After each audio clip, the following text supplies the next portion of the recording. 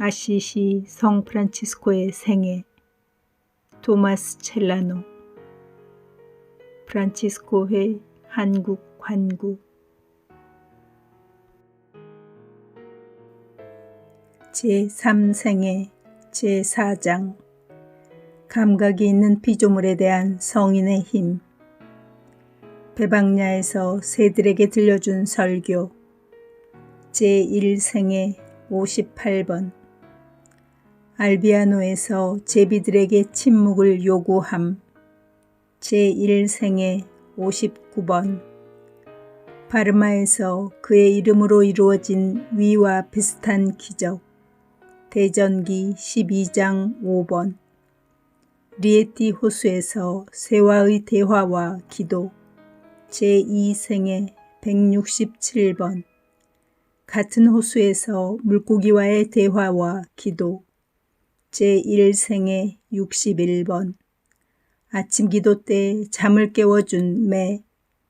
제2생애 168번. 길든 꿩. 제2생애 170번.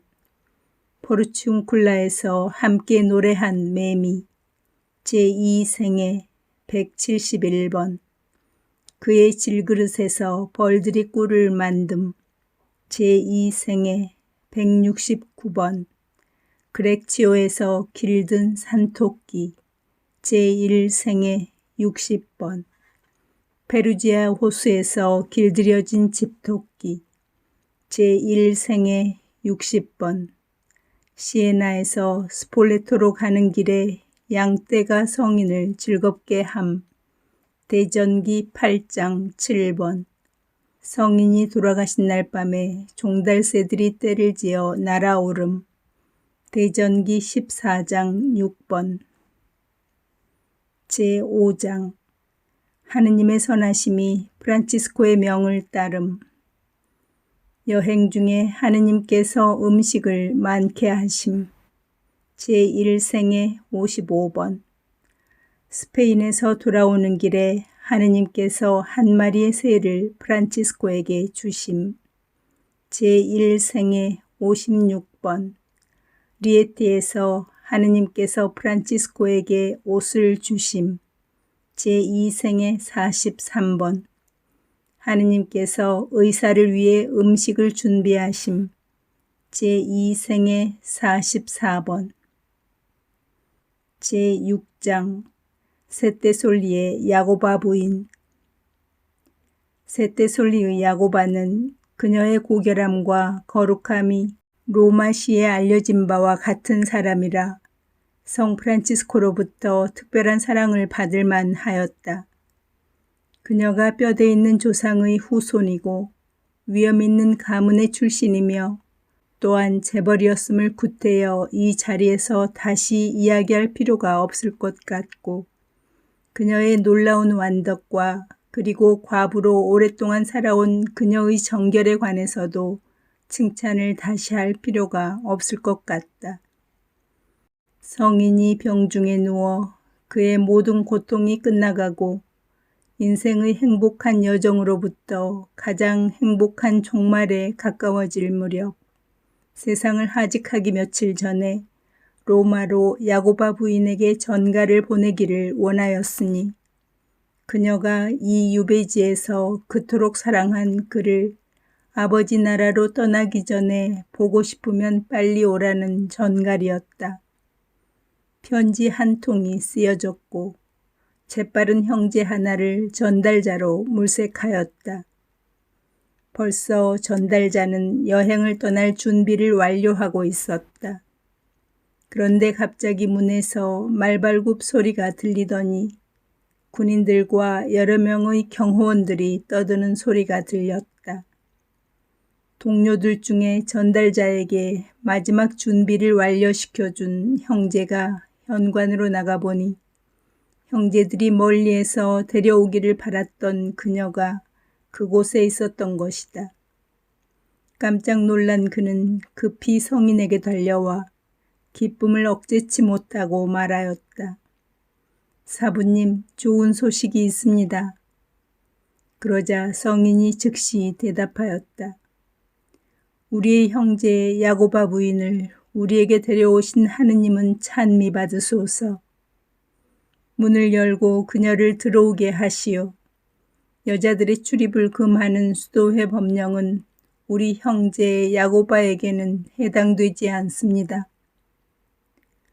방문한 귀빈들이 크게 기뻐하였고 너무 기쁜 나머지 눈물들을 주룩주룩 흘렸다. 이것이 완전한 기적이 되는 것은 방금 전에 쓴 편지에서 사부님이 당신의 장례식에 필요한 것을 가져오라고 한 것을 그녀가 모두 가져왔기 때문이다. 그의 시체를 덮을 회색 천과 많은 초와 얼굴을 감쌀 천과 머리에 벨 작은 베개와 성인이 먹고 싶어 했던 과자 등등. 이 사람의 영혼이 원했던 것은 하느님께서 암시하신 대로 하나도 빼지 않고 모두 가져왔던 것이다. 이 고귀한 순례는 순례자에게 참으로 위로가 되는 것이었다. 순례 이야기를 계속하자. 수많은 사람들과 특히 아시시의 열심한 많은 사람들이 성인의 천상 탄위를 기다리고 있었다. 그러나 성인은 로마에서 열심한 사람들이 오므로 해서 더 힘이 생겨 조금 더 사르셨던 듯하다. 그래서 부인은 다른 사람들을 보내고 자기와 자기 자녀들과 몇몇 시중꾼들만 남게 하였다. 성인이 그녀에게 말했다. 아니요, 여기 계실 필요가 없습니다. 나는 토요일에 이 세상을 하직할 것이니 지금 가셨다가 당신을 수행하는 모든 사람들과 함께 일요일에 다시 오십시오. 일이 그대로 되었다. 투쟁하는 교회에서 열심히 싸웠던 그는 그가 예언한 그 시간에 승리의 천상교회로 들어갔다. 나는 여기서 대군중들이 운집한 일과 통곡소리와 장엄한 종소리와 눈물의 홍수를 생략한다. 나는 여기서 그의 아들들의 오열과 그의 절친했던 사람들의 탄식 소리와 동료들의 애도를 생략한다. 내가 말하고 싶은 것은 그 순례자가 자기 아버지의 위로를 빼앗겼음에도 불구하고 위로를 받을 수 있었던 것들에 관한 것이다. 눈물로 범벅이 된 그녀는 조용히 프란치스코에게 안내되었고 그의 시신은 그녀의 팔에 안겨졌다. 보십시오. 총대리가 말하였다. 살아계실 때 당신이 사랑한 분이 죽어서 당신 팔에 안기게 하십시오. 그녀는 시신에 뜨거운 눈물을 뿌렸고 목 놓아 울었으며 깊은 탄식을 하였다. 그녀는 시신을 팔에 안고 입을 맞추며 걸리적거리는 것이 없이 시신을 보기 위하여 천을 벗겼다. 그녀는 보물이 숨어있는 보배로운 몸을 바라보았다. 그 보물에는 5개의 진주가 박혀 있었다. 그녀는 전능하신 분의 손길만이 엮어낼 수 있었던 그리하여 세상을 놀라게 한 그 위엄을 보고 자기의 친구가 죽었음에도 지금까지 없었던 기쁨에 쌓였다. 그러고 나서 그녀는 금시초문인 이러한 기적은 숨겨져서도 안 되고 또한 결코 가려져서도 안 되며 모든 이가 볼 수 있도록 드러나야 한다고 제안하였다. 이리하여 모든 사람들이 이 기적을 보려고 열심히들 달려왔고 하느님께서 어느 백성에게도 이같이 하지 않으신 것을 실제로 접하고는 모든 사람들이 경이로워하였다. 각설하자 설명할 수 없는 일을 가지고 억지로 더듬거리며 애쓰는 것보다는 그 편이 낫다. 당시에는 젊은이였고 후에는 로마의 지방 총독이었으며 교황청의 백작이었던 요한 프리지아 베나테스는 이 기적을 미심쩍어 하는 사람들에게 나중에 자기와 자기 어머니가 함께 두 눈으로 보고 두 손으로 만져본 것을 맹세하며 자신 있게 증언하였다.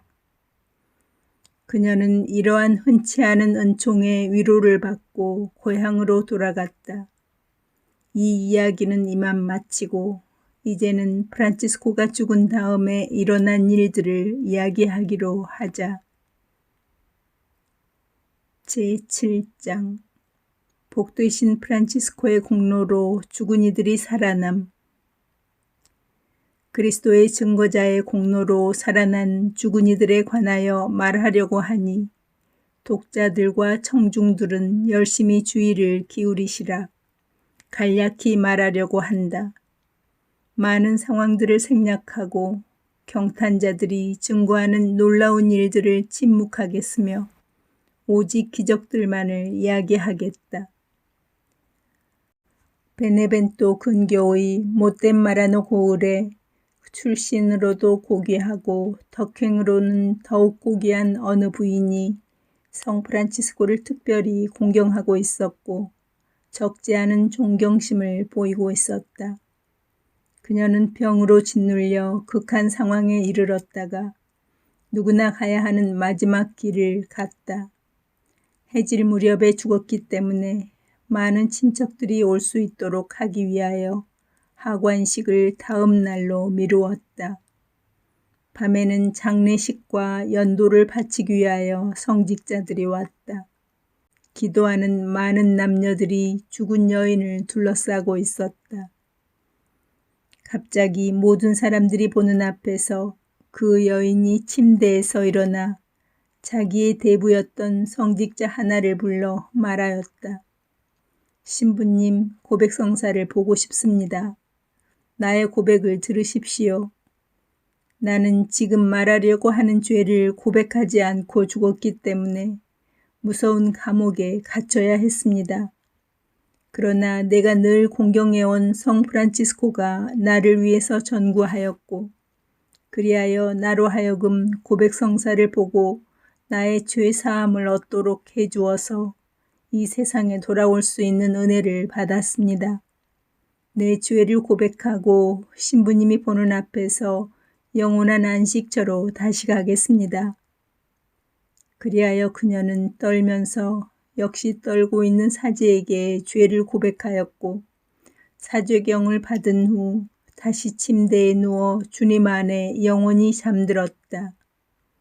이 기적을 보고 그리스도의 자비하심을 누가 합당하게 찬양할 수 있고 고백성사의 효과와 성인의 공로를 누가 합당하게 전할 수 있겠는가.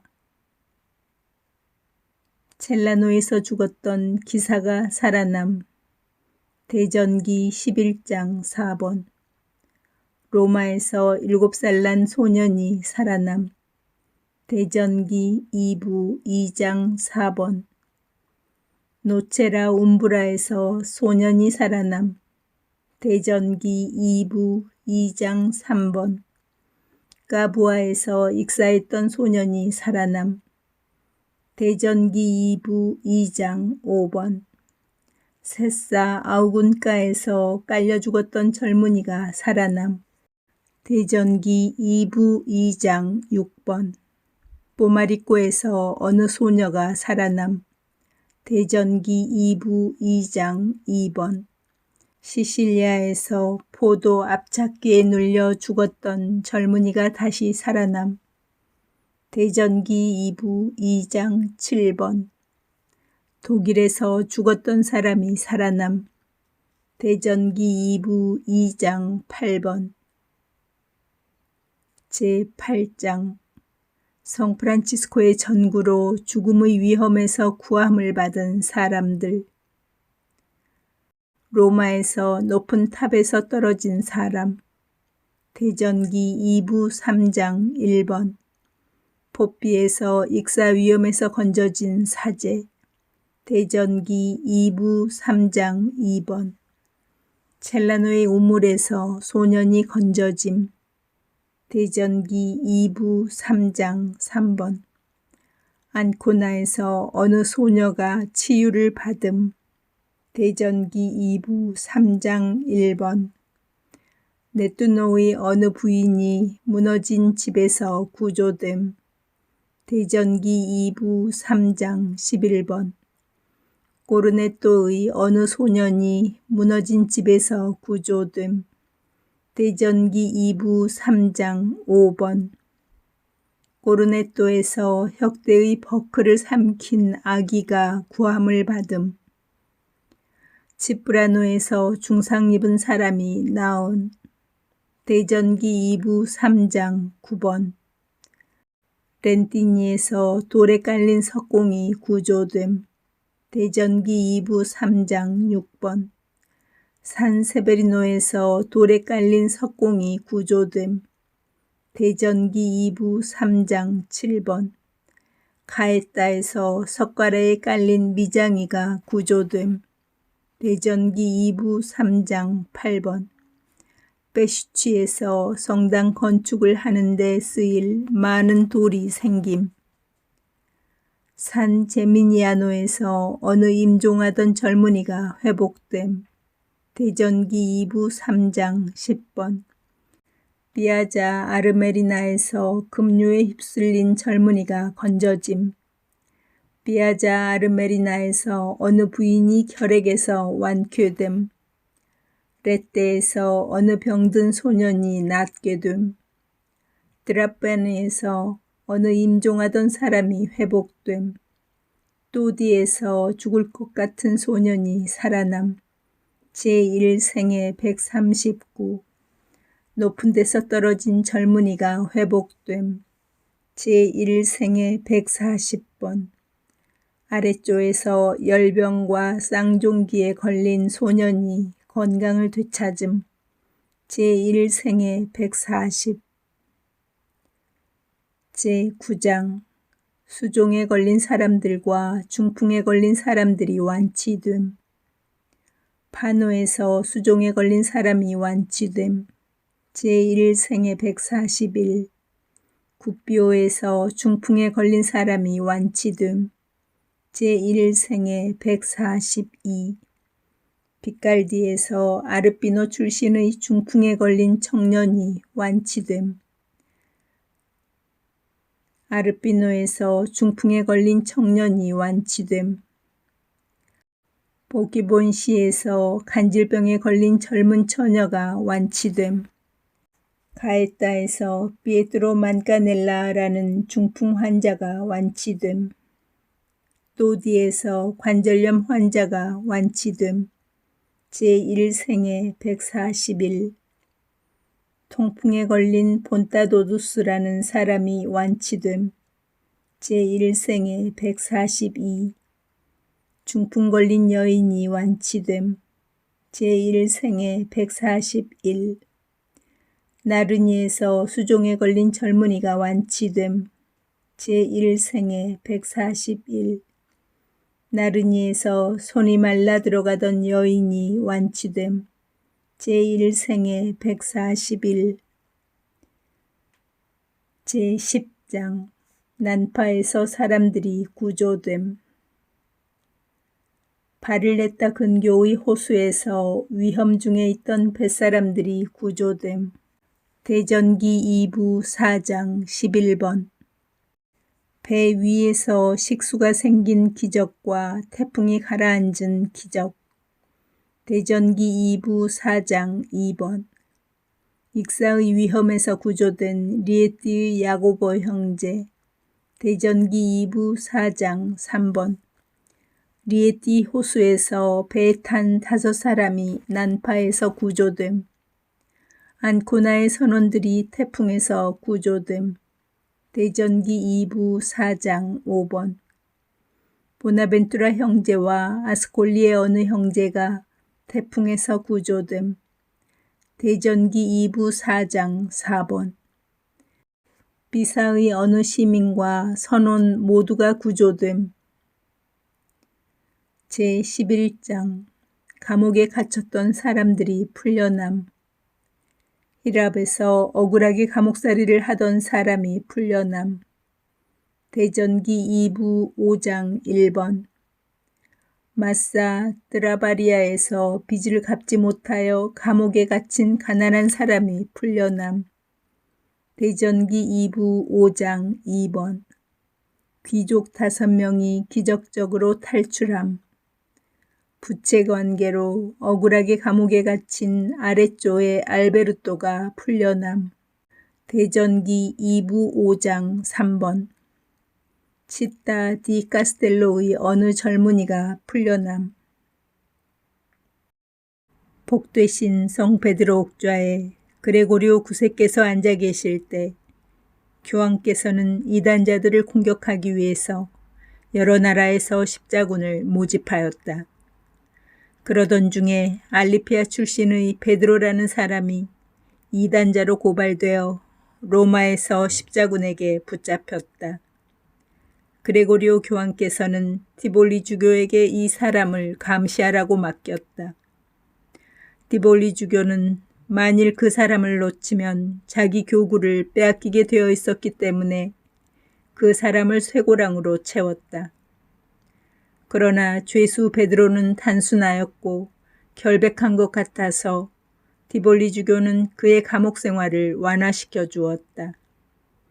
그런데 주교에게 오랫동안 증오심을 품어왔던 그 도시의 어느 귀족들이 주교로 하여금 교황과의 약속을 지키지 못하게 하기 위하여 베드로에게 몰래 감옥에서 탈출하라고 꾀었다. 그 죄수는 그들의 말을 듣고 어느 날 밤 급히 탈출하여 멀리 도망갔다. 이 사실을 알게 된 주교는 자기를 기다리고 있을 교황의 처벌과 원수들의 복수를 생각하고 심히 격분하였다. 주교는 이를 신중히 처리하려는 마음으로 베드로를 체포하라고 사방으로 부하들을 보냈다. 기어코 주교는 그 불쌍한 베드로를 붙잡았고 배은망덕한 그를 전보다 더 감시가 심한 감옥에 져넣으려고 하였다. 주교는 주위에 높고 튼튼한 담으로 쌓인 어둠침침한 감옥을 준비하여 쇠못이 박힌 굵은 나무로 되어 있는 감옥에 그를 가두라고 명하였다. 죄수의 발이 육중한 쇠고랑에 채워졌고 빵과 물도 달아서 공급했다.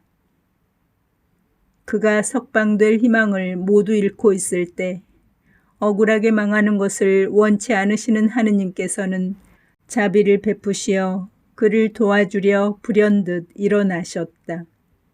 그 사람은 그날이 성 프란치스코 대축일 전날이라는 것을 깨닫고 기도와 눈물로써 복되신 성인께 부르짖었고 자기를 불쌍히 여기라고 청하였다. 그는 전에 이단자들이 성인을 욕하는 것을 듣고서 거룩한 프란치스코에 대하여 큰 신뢰심을 지니게 되었었다.